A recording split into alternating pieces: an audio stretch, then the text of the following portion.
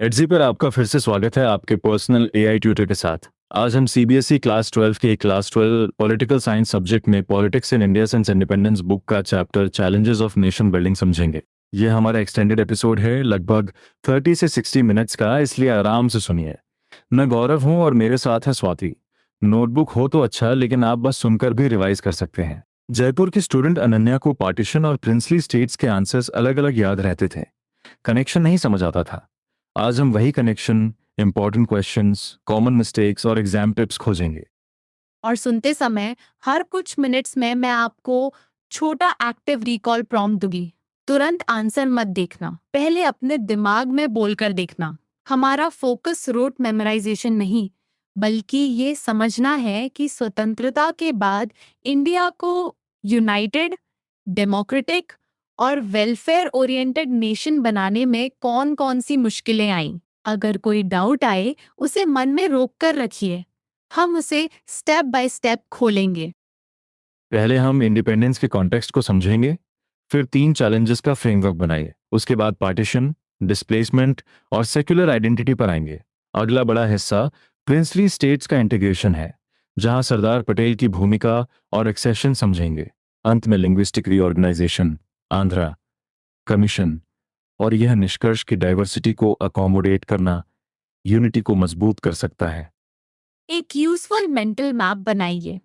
Chapter केवल events की list नहीं है, हर इवेंट एक बेसिक क्वेश्चन से जुड़ा है। भारत एक यूनाइटेड नेशन कैसे बनेगा, नागरिकों को डेमोक्रेटिक राइट्स कैसे मिलेंगे, और डेवलपमेंट का लाभ गरीब तथा सोशली डिसएडवांटेज्ड ग्रुप्स तक कैसे पहुंचेगा। अब देखते हैं कि 1947 का मोमेंट इतना डिफिकल्ट क्यों था। 14 FIFTEMTHS 1947 की मिडनाइट पर इंडिया इंडिपेंडेंट हुआ। जवाहरलाल नेहरू, फ्री इंडिया के फर्स्ट प्राइम मिनिस्टर, ने कॉन्स्टिट्यूएंट असेंबली के स्पेशल सेशन को एड्रेस किया। ये वही मोमेंट था जिसे उनके ट्रस्ट विद डेस्टिनी स्पीच से जोड़ा जाता है। इंडिपेंडेंस सेलिब्रेशन का समय था, लेकिन कंट्री के सामने इमीडिएट क्राइसिस भी थे। यही एक सटल पॉइंट है। फ्रीडम केवल कॉलोनियल रूल के एंड का नाम नहीं थी। नेशनल मूवमेंट में ब्रॉडली दो गोल्स पर अग्रीमेंट था। गवर्नमेंट डेमोक्रेटिक होगी और वेलफेयर ऑफ ऑल को प्रायोरिटी देगी, खासकर पुअर और सोशली डिसएडवांटेज्ड ग्रुप्स को। लेकिन इन गोल्स को रियल इंस्टीट्यूशंस और प्रैक्टिसेस में बदलना एक बहुत कठिन नेशन बिल्डिंग टास्क था। इंडिया का बर्थ एक नॉर्मल ट्रांजिशन जैसा नहीं था। फ्रीडम पार्टीशन के साथ आई और पार्टीशन अनप्रेसिडेंटेड वायलेंस तथा डिस्प्लेसमेंट से जुड़ी थी। इसलिए नेशनल यूनिटी और टेरिटोरियल इंटीग्रिटी केवल लॉन्ग टर्म आइडियल्स नहीं रहे, वे इमीडिएट सिक्योरिटी कंसर्न्स बन गए। लीडर्स को एक साथ ह्यूमैनिटेरियन क्राइसिस, टेरिटोरियल इंटीग्रेशन और फ्यूचर पॉलिटिकल सिस्टम पर काम करना था। एक सेकंड पॉज करके सोचो, अगर कोई कंट्री बहुत डाइवर्स हो, पार्टीशन का ट्रॉमा हो और कई एराज अलग पॉलिटिकल अरेंजमेंट्स में रहे हों, तो सबसे पहले क्या चाहिए? केवल पेट्रियोटिक स्पीचेस नहीं, बल्कि ऐसा फ्रेमवर्क चाहिए जिसमें यूनिटी और डाइवर्सिटी दोनों सरवाइव करें। यही इस चैप्टर का सेंट्रल टेंशन है। अब first major framework, independent India के सामने ब्रॉडली 3 चैलेंज थे। पहला, यूनिटी अमिड्स डाइवर्सिटी। दूसरा, डेमोक्रेसी स्टैब्लिश करना। तीसरा, एंटायर सोसाइटी का डेवलपमेंट और वेलबींग सुनिश्चित करना। एग्जाम में इन तीनों को क्लियर हेडिंग्स के साथ लिखना बहुत यूजफुल है, क्योंकि चैप्टर की पूरी आर्ग्यूमेंट इन्हीं के अराउंड स्ट्रक्चर्ड है। पहली चैलेंज में सिर्फ मैप को इंटैक्ट रखना शामिल नहीं था। इंडिया लैंग्वेजेस, कल्चर्स और रिलीजन्स की डाइवर्सिटी वाला कॉन्टिनेंटल साइज कंट्री था। फियर ये था कि नेशनल यूनिटी के नाम पर रीजनल और सब नेशनल आइडेंटिटीज को सप्रेस करना पड़ेगा। इसलिए रियल क्वेश्चन था, क्या इंडिया यूनाइटेड रह सकता है और साथ ही रीजनल एस्पिरेशंस को रिस्पेक्ट भी कर सकता है? दूसरी चैलेंज डेमोक्रेसी की थी। कॉन्स्टिट्यूशन ने फंडामेंटल राइट्स दिए और एवरी सिटीजन को वोटिंग राइट्स एक्सटेंड किए। इंडिया ने पार्लियामेंट्री फॉर्म पर आधारित रिप्रेजेंटेटिव डेमोक्रेसी अडॉप्ट की। इससे पॉलिटिकल कंपटीशन को डेमोक्रेटिक फ्रेमवर्क मिलना था। लेकिन चैप्टर का इंपॉर्टेंट डिस्टिंक्शन याद रखिए, डेमोक्रेटिक कॉन्स्टिट्यूशन नेसेसरी है, सफिशिएंट नहीं। डेमोक्रेसी के लिए कॉन्स्टिट्यूशन के अनुरूप डेमोक्रेटिक प्रैक्टिसेस भी विकसित करनी थी। तो अगर क्वेश्चन पूछे कि कॉन्स्टिट्यूशन अलोन डेमोक्रेसी एस्टैब्लिश क्यों नहीं करता, आंसर में दो बातें लिखिए।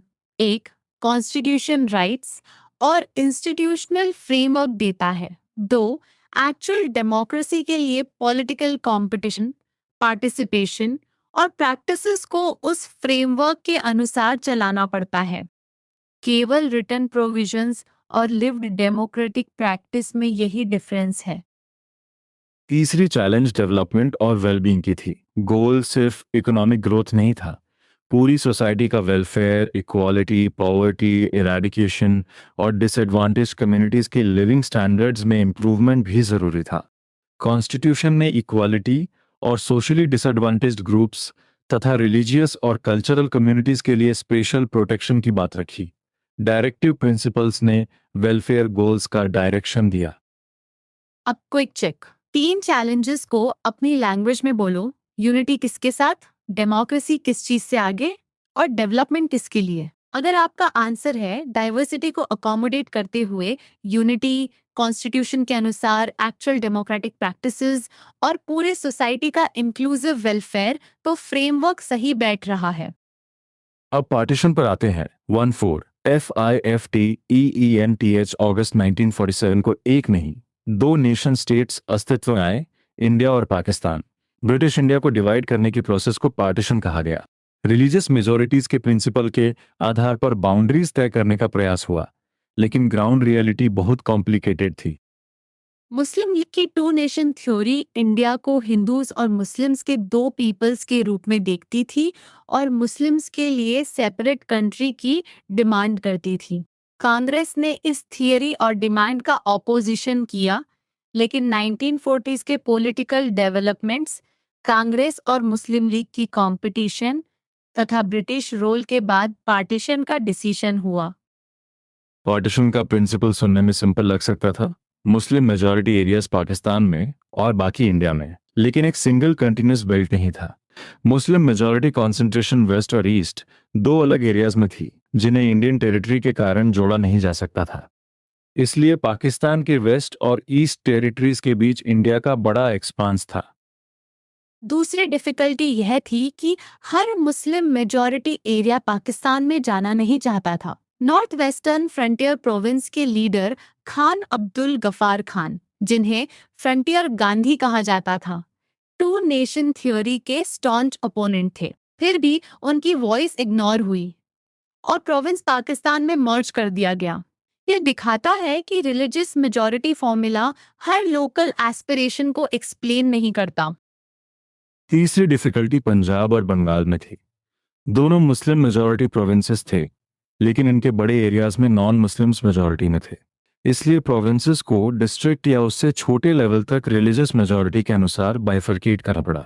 ये डिसीजन इंडिपेंडेंस के मिडनाइट तक फाइनल नहीं हुआ, इसलिए बहुत से लोग उस दिन नहीं जानते थे कि उनका घर इंडिया में है या पाकिस्तान में। और सबसे इंट्रैक्टेबल प्रॉब्लम थी माइनॉरिटीज की। जो हिंदूज और सिख्स पाकिस्तान में रह गए और जो मुस्लिम्स इंडियन साइड पर थे, वे अपने ही एंसेस्ट्रल होम्स में अचानक अनडिजायरेबल एलियंस जैसा महसूस करने लगे। वायलेंस बहुत तेजी से बढ़ी। कई फैमिलीज को कुछ ही आवर्स के नोटिस पर घर छोड़ना पड़ा। यह केवल बॉर्डर ड्राइंग नहीं, लाइव्स और आइडेंटिटीज का रप्चर था। ऑडिशन की कॉन्सिक्वेंसेस को आंसर में लेयर तरीके से लिखना चाहिए। लार्ज स्केल किलिंग्स और एट्रॉसिटीज हुई। लगभग 80 लाख लोगों ने नए बॉर्डर के अक्रॉस माइग्रेट किया और पार्टीशन रिलेटेड वायलेंस में 5 से 10 लाख लोगों की जान गई। रेफ्यूजी कैंप्स बने, फैमिलीज ने होम्स, प्रॉपर्टी और फैमिलियर नेबरहुड्स खो दिए। ये फोर्स्ड, अब्रप्ट और लार्जली अनप्लान्ड पॉपुलेशन ट्रांसफर था। वायलेंस का असर सिर्फ पुरुषों या प्रॉपर्टी तक सीमित नहीं था। जर्नीज के दौरान लोग अटैक हुए, विमेन अबडक्ट की गईं, फोर्स्ड कन्वर्जन और मैरिज का सामना किया और कई चिल्ड्रन पेरेंट्स से अलग हो गए। सिटीज जैसे लाहौर, अमृतसर और कोलकाता कम्युनल जोन्स में बट गए। इसलिए सर्वाइवर्स ने पार्टीशन को डिवीजन ऑफ हार्ट्स भी कहा। एक कॉमन मिस्टेक देखिए, पार्टीशन को केवल इंडिया और पाकिस्तान की पॉलिटिकल बाउंड्री का डिवीजन लिखना इनकम्प्लीट है। चैप्टर साफ बताता है कि फाइनेंशियल एसेट्स, एडमिनिस्ट्रेटिव अपॉरिटस, गवर्नमेंट और रेलवे एम्प्लॉयज, फर्नीचर, बुक्स और छोटी चीजें तक डिवाइड हुई। सबसे ऊपर साथ रहने वाले कम्युनिटीज का वायलेंट सेपरेशन हुआ। आंसर में ह्यूमन और एडमिनिस्ट्रेटिव दोनों डायमेंशंस लिखिए। अब listener prompt. Religious majority principle में 4 डिफिकल्टीज कौन सी थी? वेस्ट और ईस्ट की, non contiguous concentration, local opposition जैसे फ्रंटियर गांधी का केस, पंजाब और बंगाल का इंटरनल डिवीजन और दोनों साइड्स की माइनॉरिटीज। पहले 4 पॉइंट्स बोलो, फिर आगे सुनो। पार्टीशन ने एक डीपर कॉन्स्टिट्यूशनल क्वेश्चन उठाया। अगर कंट्री रिलीजियस बेसिस पर डिवाइड हुई तो क्या इंडिया ऑटोमेटिकली हिंदू नेशन बन गया? चैप्टर का आंसर है नहीं। 1951 में इंडिया की मुस्लिम पॉपुलेशन टोटल पॉपुलेशन का लगभग 10 से 12% थी और सिख्स, क्रिश्चियंस, जैन्स, बुद्धिस्ट्स, पारसीस और ज्यूज भी सिटीजन्स थे। नेशनल मूवमेंट के बहुत से लीडर्स का विश्वास था कि इंडिया को सभी रिलीजन्स के पर्सन्स को इक्वल ट्रीट करना चाहिए। सिटीजनशिप रिलीजियस अफिलिएशन पर डिपेंड नहीं करनी चाहिए। किसी फेथ के एडहेरेंस को सुपीरियर स्टेटस और दूसरे फेथ के लोगों को इन्फीरियर स्टेटस देना स्वीकार्य नहीं था। इसी आइडियल ऑफ सेक्युलर नेशन को इंडियन कॉन्स्टिट्यूशन में एनश्राइन किया गया। नेहरू का कंसर्न प्रैक्टिकल भी था। इंडिया में एक बड़ी मुस्लिम माइनॉरिटी रह रही थी, उसे सिक्योरिटी और डेमोक्रेटिक राइट्स देना जरूरी था। अगर माइनॉरिटी को इनसिक्योरिटी और इंडिग्निटी में छोड़ा जाता तो कम्युनल कॉन्फ्लिक्ट पूरे बॉडी पॉलिटिक को नुकसान पहुंचा सकता था। इसलिए सेक्युलरिज्म केवल एथिकल सेंटिमेंट नहीं, नेशनल यूनिटी और डेमोक्रेटिक सिटीजनशिप से जुड़ा प्रूडेंशियल कंसर्न भी था। महात्मा गांधी ने 15 अगस्त 1947 के सेलिब्रेशंस में पार्टिसिपेट नहीं किया। वे कोलकाता में कम्युनल रायट से प्रभावित एरियाज में थे और हिंदू तथा मुस्लिम्स को वायलेंस छोड़ने के लिए परसुएड कर रहे थे। उनके प्रेयर मीटिंग्स और प्रेजेंस से सिचुएशन में सुधार आया, लेकिन टेंशन फिर लौटी और उन्हें पीस के लिए फास्ट करना पड़ा। अगले मंथ गांधी दिल्ली गए, जहां लार्ज स्केल वायलेंस थी। वे चाहते थे कि मुस्लिम्स इंडिया में डिग्निटी के साथ इक्वल सिटीजन्स की तरह रहें। जनवरी 1948 का उनका लास्ट फास्ट कम्युनल टेंशन कम करने में प्रभावी रहा। गवर्नमेंट ऑफ इंडिया ने पाकिस्तान को अपने फाइनेंशियल ड्यूज दे पर भी एग्रीमेंट किया। ये एपिसोड जस्टिस, टॉलरेंस और नॉन वायलेंस के उनके कमिटमेंट को दिखाता है। लेकिन गांधी की अप्रोच सबको पसंद नहीं थी। दोनों कम्युनिटीज के एक्सट्रीमिस्ट्स ने उन्हें ब्लेम किया। 30 जनवरी 1948 को दिल्ली में इवनिंग प्रेयर के दौरान नथुराम व्याया गोडसे ने उन्हें गोली मार दी। एग्जाम में इसे सेंसेशनल डिटेल की तरह नहीं, बल्कि इस ब्रॉडर पॉइंट के साथ जोड़िए कि नेशनल इंटीग्रेशन के लिए ट्रूथ, नॉन वायलेंस, जस्टिस और टॉलरेंस की वैल्यूज कितनी सेंट्रल थी। एक थॉटफुल एक्टिविटी भी चैप्टर देता है। अपने ग्रैंड पेरेंट्स या उस जनरेशन के किसी व्यक्ति से इंडिपेंडेंस डे और पार्टीशन की मेमोरीज पूछिए। सेलिब्रेशन और ट्रॉमा दोनों के बारे में पूछकर कम से कम 2 स्टोरीज लिखिए। यह एक्टिविटी सिर्फ इमोशनल नहीं, इससे समझ आता है कि नेशन बिल्डिंग ऑफिशियल डिसीजंस के साथ ऑर्डिनरी पीपल के लिव्ड एक्सपीरियंसेस से भी बनती है। अब तक हम फर्स्ट मेजर आइडिया कवर कर चुके हैं।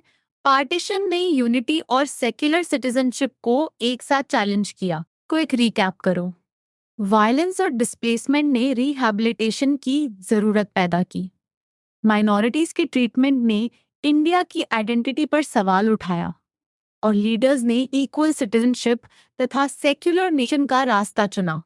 यही नेक्स्ट टॉपिक की फाउंडेशन है। अब आते हैं इंटीग्रेशन ऑफ प्रिंसली स्टेट्स पर। ब्रिटिश इंडिया में directly ruled British Indian provinces के अलावा कई प्रिंसली स्टेट्स थीं। इन रूलर्स को इंटरनल अफेयर्स में कुछ कंट्रोल मिलता था, लेकिन वे ब्रिटिश क्राउन की पैरामाउंटसी या सुजरैनिटी एक्सेप्ट करते थे। प्रिंसली स्टेट्स लगभग 1/3 लैंड एरिया में थीं और हर 4 इंडियंस में 1 प्रिंसली रूल के अंडर रहता था। इंडिपेंडेंस के समय ब्रिटिश ने अनाउंस किया कि उनके रूल के एंड के साथ पैरामाउंटसी भी लैप्स हो जाएगी। कुल 565 प्रिंसली स्टेट्स लीगली इंडिपेंडेंट हो सकती थी। ब्रिटिश व्यू के अनुसार रूलर्स इंडिया या पाकिस्तान ज्वाइन कर सकते थे या इंडिपेंडेंट रह सकते थे।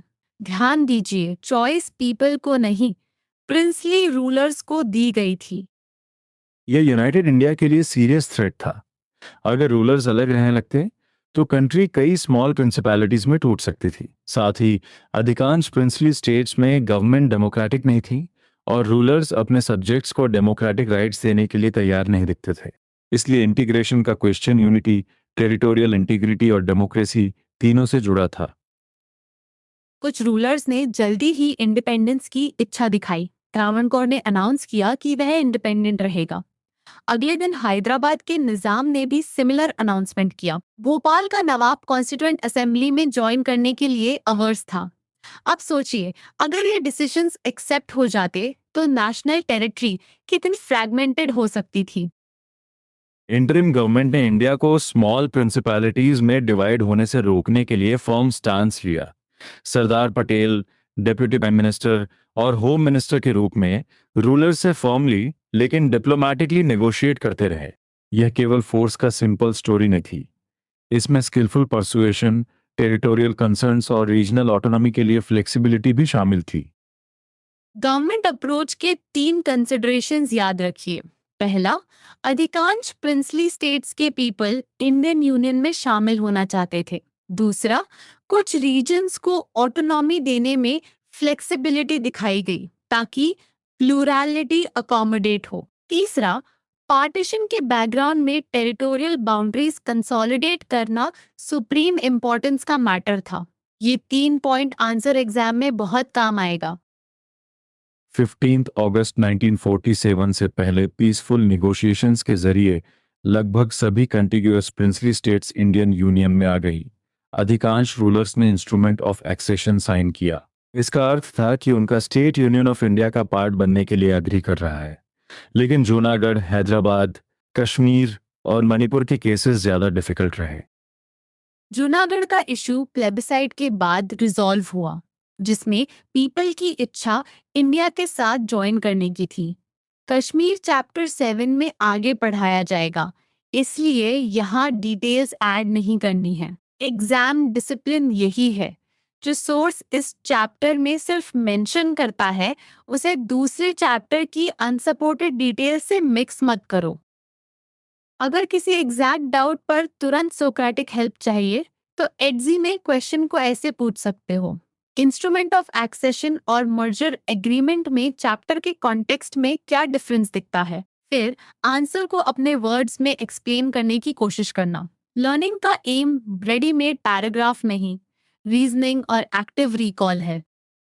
अब हैदराबाद को केयरफुली समझते हैं। हैदराबाद सबसे बड़ा प्रिंसली स्टेट था और चारों तरफ इंडियन टेरिटरी से घिरा था। उसके रूलर निजाम इंडिपेंडेंट स्टेटस चाहते थे।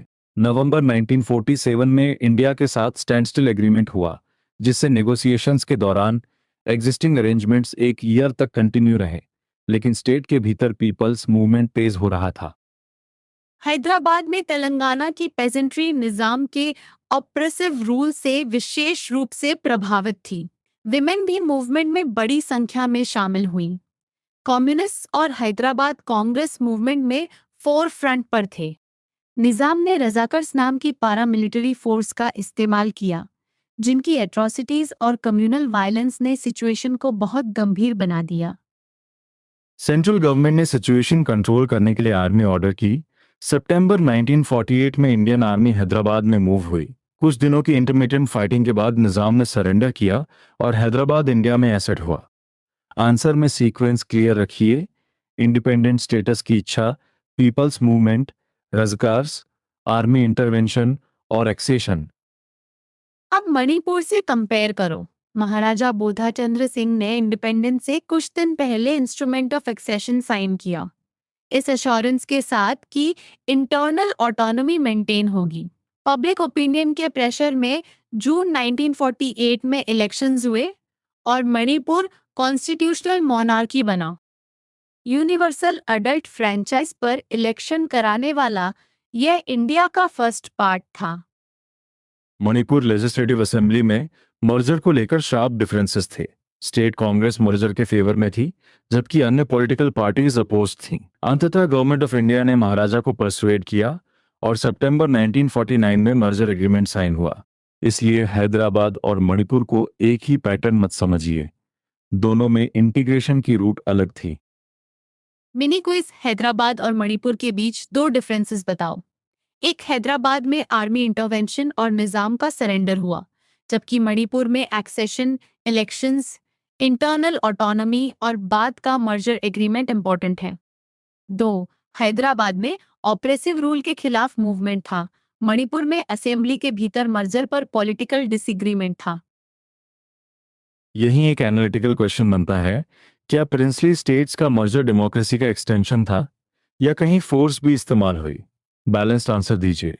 इंटीग्रेशन ने पीपल को इंडियन डेमोक्रेटिक फ्रेमवर्क में लाने का रास्ता खोला, लेकिन हैदराबाद जैसे केस में आर्मी इंटरवेंशन भी हुआ। इसलिए कंसेंसस, पॉपुलर एस्पिरेशंस और कोर्सिव प्रेशर, तीनों डायमेंशंस को एक्नॉलेज करना रिस्पॉन्सिबल आंसर होगा। अब इंटीग्रेशन कंप्लीट होने के बाद भी नेशन बिल्डिंग खत्म नहीं हुई। अगली चैलेंज थी इंटरनल बाउंड्रीज रीड्रॉ करना। यह केवल एडमिनिस्ट्रेटिव कन्वीनियंस का मैटर नहीं था। बाउंड्रीज ऐसी होनी थी कि लिंग्विस्टिक और कल्चरल प्लूरैलिटी रिफ्लेक्ट हो, लेकिन नेशनल यूनिटी प्रभावित न हो। कॉलोनियल बाउंड्रीज अक्सर एडमिनिस्ट्रेटिव कन्वीनियंस या ब्रिटिश एनेक्सेशन और प्रिंसली टेरिटरीज पर आधारित थी। नेशनल मूवमेंट ने लिंग्विस्टिक प्रिंसिपल को पहले ही रिकॉग्नाइज किया था। 1920 के नागपुर सेशन के बाद इंडियन नेशनल कांग्रेस की provincial Congress committees linguistic zones पर बनाई गई, जो ब्रिटिश एडमिनिस्ट्रेटिव डिवीजन से अलग थीं। लेकिन इंडिपेंडेंस और पार्टीशन के बाद सेंट्रल लीडरशिप को डर था कि लिंग्विस्टिक स्टेट्स डिसरप्शन और डिसइंटीग्रेशन ला सकती हैं, इसलिए डिसीजन पोस्टपोन किया गया। पोस्टपोनमेंट के पीछे दो कॉन्टेक्स्ट पॉइंट्स भी थे। प्रिंसली स्टेट्स का फ्यूचर अभी पूरी तरह तय नहीं हुआ था और पार्टीशन की मेमोरी बहुत फ्रेश थी। लीडर्स को लगा कि लैंग्वेज बेस्ड कार्विंग आउट से अटेंशन सोशल और इकोनॉमिक चैलेंजेस से हट सकती है। लेकिन लोकल लीडर्स और पीपल ने इस डिसीजन को चैलेंज किया, खासकर तेलुगु स्पीकिंग एरियाज में। विशालांध्र मूवमेंट ने डिमांड की कि मद्रास प्रोविंस के तेलुगु स्पीकिंग एरियाज अलग होकर आंध्र प्रोविंस बने। आंध्र रीजन की लगभग सभी पॉलिटिकल फोर्सेस लिंग्विस्टिक रीऑर्गेनाइजेशन के फेवर में थीं। सेंट्रल गवर्नमेंट की वैसिलेशन से मूवमेंट और मजबूत हुआ। पोट्टी श्रीरामुलु ने इंडेफिनिट फास्ट किया, जो 56 डेज के बाद उनकी डेथ पर समाप्त हुआ। पोटी श्रीरामुलु की डेथ के बाद आंध्र रीजन में अनरेस्ट और वायलेंट आउटबर्स्ट हुए। लोग स्ट्रीट्स पर आए, पुलिस फायरिंग में कई इंजर्ड हुए और कुछ ने जान गंवाई। मद्रास में कई लेजिस्लेटर्स ने प्रोटेस्ट में रिजाइन किया। अंततः प्राइम मिनिस्टर ने दिसंबर 1952 में सेपरेट आंध्रा स्टेट बनाने की अनाउंसमेंट की। यह लिंग्विस्टिक स्टेट फॉर्मेशन का टर्निंग पॉइंट था। आंध्र फॉर्मेशन के बाद अन्य रीजन्स में लिंग्विस्टिक स्टेट्स की मांग तेज हुई। सेंट्रल गवर्नमेंट ने 1953 में स्टेट्स रीऑर्गेनाइजेशन कमीशन अपॉइंट किया। कमीशन ने रेकमेंड किया कि स्टेट बाउंड्रीज डिफरेंट लैंग्वेजेस की बाउंड्रीज को रिफ्लेक्ट करें। इसके आधार पर स्टेट्स रीऑर्गेनाइजेशन एक्ट 1956 में पास हुआ, जिससे 14 स्टेट्स और 6 यूनियन टेरिटरीज बने। ये डेट्स और फिगर्स कॉमनली टेस्टेड हैं। लेकिन लिंग्विस्टिक रीऑर्गेनाइजेशन का मतलब यह नहीं कि हर लेटर स्टेट केवल लैंग्वेज पर बनी। 1960 में बाइलिंगुअल बॉम्बे स्टेट से महाराष्ट्र और गुजरात बने। 1966 में पंजाब रीऑर्गेनाइजेशन के बाद आज के हरियाणा और हिमाचल प्रदेश के टेरिटरीज अलग हुए। नॉर्थ ईस्ट में 1972 में मेघालय, मणिपुर और त्रिपुरा अलग स्टेट्स बने। नागालैंड 1963 में स्टेट बना था। बाद के ईयर्स में सेपरेट रीजनल कल्चर और रीजनल इम्बैलेंस इन डेवलपमेंट भी स्टेटहुड डिमांड्स का आधार बने। छत्तीसगढ़, उत्तराखंड और झारखंड 2000 में बने, जबकि तेलंगाना 2 जून 2014 को न्यू स्टेट के रूप में इमर्ज्ड हुआ। चैप्टर यह भी बताता है कि रीऑर्गेनाइजेशन की स्टोरी समाप्त नहीं हुई। कुछ रीजन्स में स्मॉलर स्टेट्स की डिमांड्स जारी रहीं। अब सेंट्रल पजल। पहले लीडर्स लिंग्विस्टिक स्टेट से डरते थे कि सेपरेटिज्म बढ़ेगा, लेकिन बाद में उन्होंने रीजनल और लिंग्विस्टिक क्लेम्स अकोमोडेट किए। रिजल्ट क्या हुआ? लिंग्विस्टिक स्टेट्स ने इंडिया को डिसइंटीग्रेट नहीं किया, उल्टे रीजनल डिमांड्स को डेमोक्रेटिक तरीके से रिकॉग्नाइज करके नेशनल यूनिटी स्ट्रेंथन हुई। ये चैप्टर का सबसे इम्पोर्टेंट एनालिटिकल कंक्लूजन है। इससे डेमोक्रेसी की मीनिंग भी डीपर होती है। डेमोक्रेसी केवल कॉन्स्टिट्यूशन या इलेक्शंस का फॉर्मेट नहीं, ये डिफरेंसेस और कभी-कभी ऑपोजिशनल आइडेंटिटीज को रिकॉग्नाइज करने की कैपेसिटी भी है। लिंग्विस्टिक रीऑर्गेनाइजेशन ने पॉलिटिक्स और लीडरशिप का रास्ता इंग्लिश स्पीकिंग एलीट से आगे खोला, रीजनल लैंग्वेजेस और लोकल एस्पिरेशंस को पॉलिटिकल स्पेस मिला। एक सेकंड रिकॉल। अगर क्वेश्चन हो लिंग्विस्टिक स्टेट्स ने नेशनल यूनिटी को कैसे स्ट्रेंथन किया, तो 3 लिंक्स लिखिए। रीजनल एस्पिरेशंस की रिकॉग्निशन, डेमोक्रेटिक एकोमोडेशन और सेपरेटिस्ट प्रेशर में कमी। फिर कंक्लूजन दीजिए कि यूनिटी यूनिफॉर्मिटी से नहीं बल्कि डाइवर्सिटी को लेजिटिमेट पॉलिटिकल स्पेस देने से भी बन सकती है। चैप्टर का टाइटल नेशन बिल्डिंग है, लेकिन इसके अंदर नेशन को फिक्स्ड या ऑलरेडी मेड एंटिटी नहीं माना गया।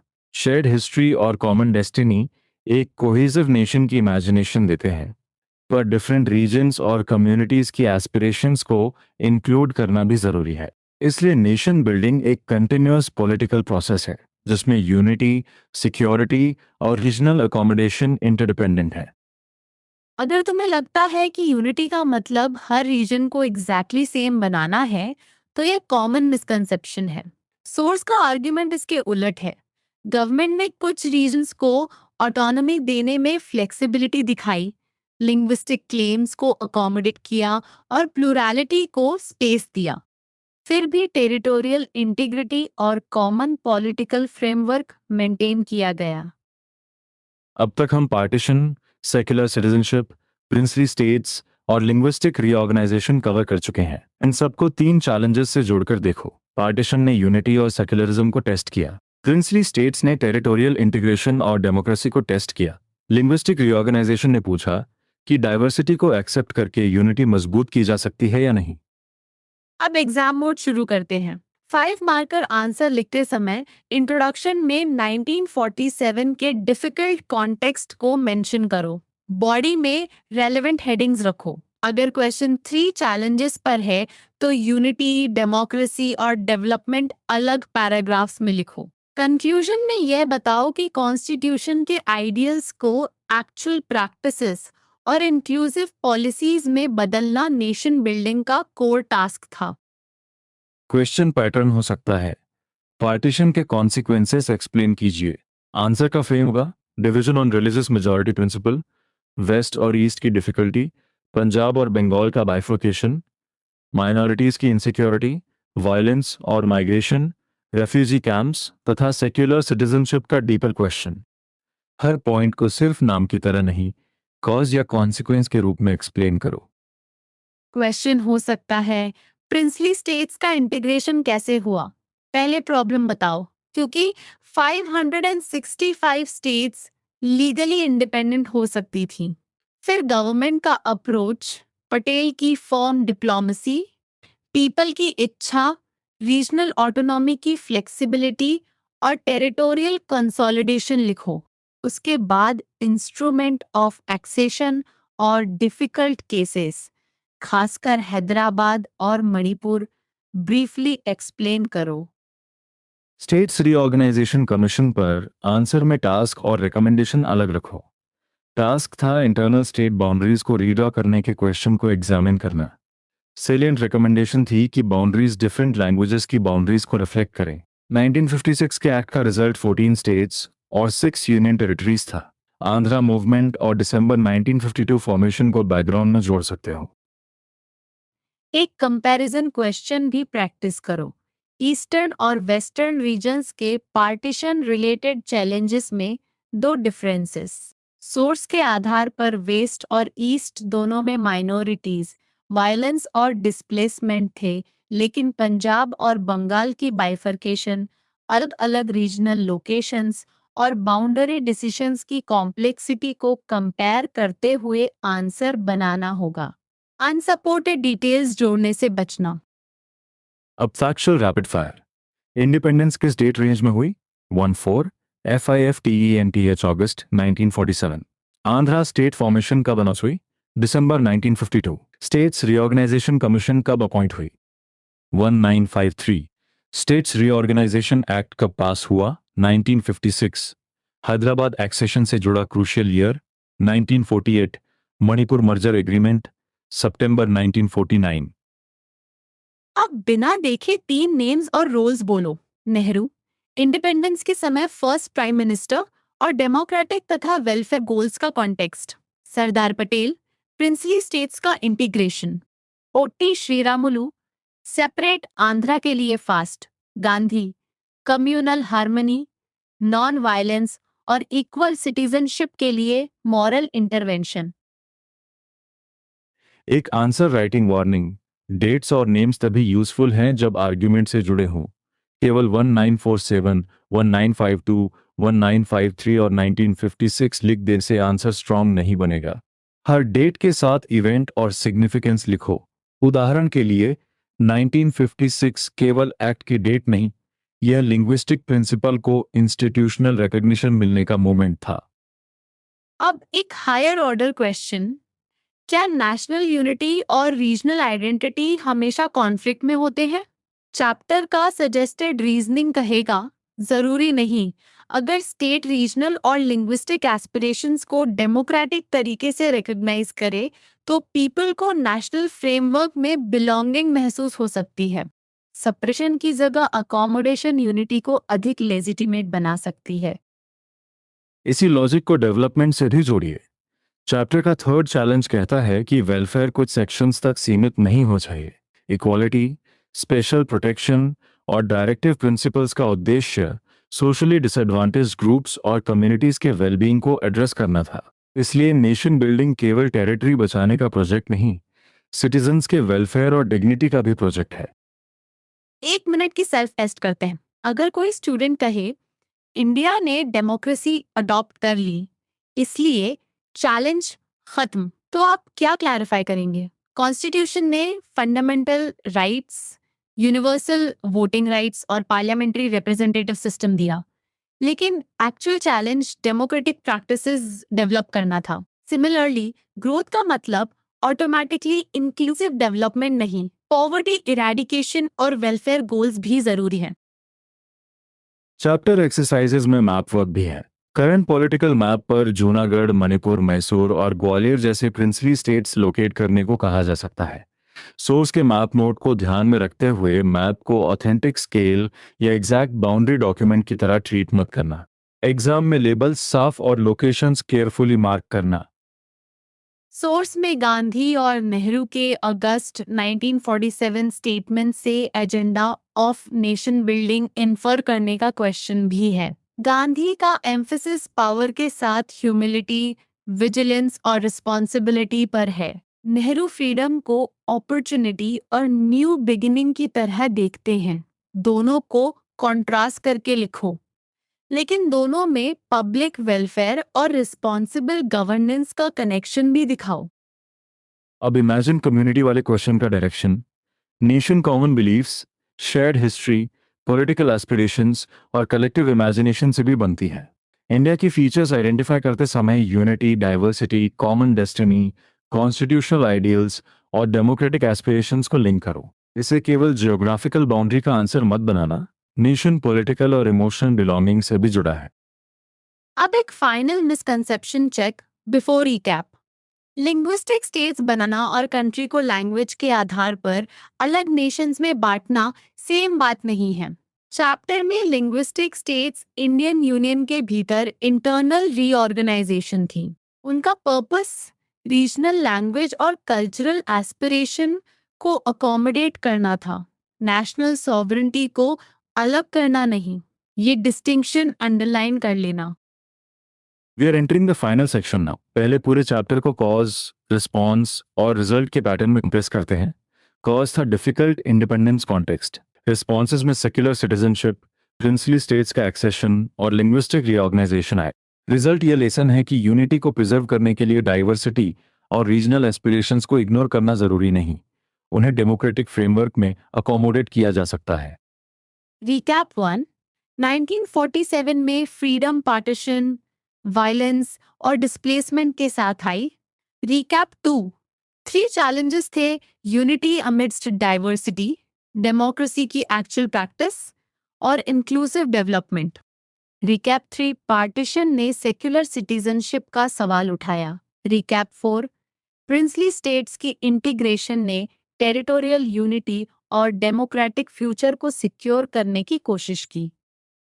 रिकैप 5, सरदार पटेल ने रूलर्स के साथ फर्म और डिप्लोमेटिक नेगोशिएशंस की। इंस्ट्रूमेंट ऑफ एक्सेशन के जरिए मोस्ट स्टेट्स यूनियन में आई। हैदराबाद और मणिपुर अलग केसेस थे। रिकैप 6, आंध्रा मूवमेंट और पोटी श्रीरामुल के फास्ट के बाद लिंग्विस्टिक रीऑर्गेनाइजेशन आगे बढ़ी। 1953 कमीशन और 1956 एक्ट इस प्रोसेस के की माइलस्टोन्स हैं। रिकैप 7, लिंग्विस्टिक स्टेट से डिसइंटीग्रेशन नहीं हुआ। चैप्टर के अनुसार नेशनल यूनिटी स्ट्रेंथन हुई। रिकैप 8, डेमोक्रेसी का अर्थ सिर्फ कॉन्स्टिट्यूशन और इलेक्शंस नहीं बल्कि डिफरेंसेस और प्लूरैलिटी को रिकॉग्नाइज करना भी है। रिकैप 9, डेवलपमेंट का अर्थ केवल ग्रोथ नहीं, इक्वालिटी, पॉवर्टी इरेडिकेशन और पूरे सोसाइटी का वेलबींग भी है। सबसे कॉमन मिस्टेक फिर से प्रिंसली स्टेट्स का इंटीग्रेशन और लिंग्विस्टिक रीऑर्गेनाइजेशन को एक ही इवेंट मत लिखना। पहला टेरिटोरियल इंटीग्रेशन और एक्सेशन से जुड़ा था। दूसरा इंटरनल बाउंड्रीज को लिंग्विस्टिक और कल्चरल एस्पिरेशंस के अनुसार रीड्रॉ करने से। दोनों नेशनल यूनिटी से जुड़े हैं लेकिन प्रॉब्लम, प्रोसेस और डेट्स अलग हैं। अब आपका कॉन्क्रीट चैलेंज है। नोटबुक में बिना चैप्टर देखे एक पेज पर 3 हेडिंग्स लिखिए। Partition, princely states, linguistic reorganisation. हर हेडिंग के नीचे कॉज, रिस्पॉन्स और रिजल्ट के 3 छोटे पॉइंट्स लिखिए। फिर 3 चैलेंजेस को उनसे कनेक्ट कीजिए। अगर आंसर एक्सप्लेन नहीं हो रहा तो एडजी में उसी एग्जैक्ट डाउट को क्वेश्चन बनाकर स्टेप बाय स्टेप सॉल्व कीजिए। आज का फाइनल टेक अवे ये है, नेशन बिल्डिंग कोई सिंगल सेरेमनी या बाउंड्री डिसीजन नहीं था। इंडिपेंडेंट इंडिया को पार्टीशन के ट्रॉमा के बीच यूनिटी बनानी थी। कॉन्स्टिट्यूशन के आइडियल्स को डेमोक्रेटिक प्रैक्टिस में बदलना था और डेवलपमेंट को वेलफेयर तथा इक्वालिटी से जोड़ना था। इंपॉर्टेंट नेम्स और डेट्स याद रखो लेकिन उनका मीनिंग जरूर समझो। मैं गौरव था। और मैं स्वाति। कॉमन मिस्टेक याद रखिए, यूनिटी का मतलब यूनिफॉर्मिटी नहीं और डेमोक्रेसी का मतलब केवल कॉन्स्टिट्यूशन होना नहीं। आपका नेक्स्ट स्टेप है आज ही 3 शॉर्ट आंसर्स लिखना और उन्हें बोलकर रिवाइज करना। बहुत अच्छा काम किया आपने। आराम से आगे बढ़िए, डाउट्स को दबाइए मत और एडजी के साथ अपनी कंसेप्चुअल मास्टरी बनाते रहिए। फिर मिलेंगे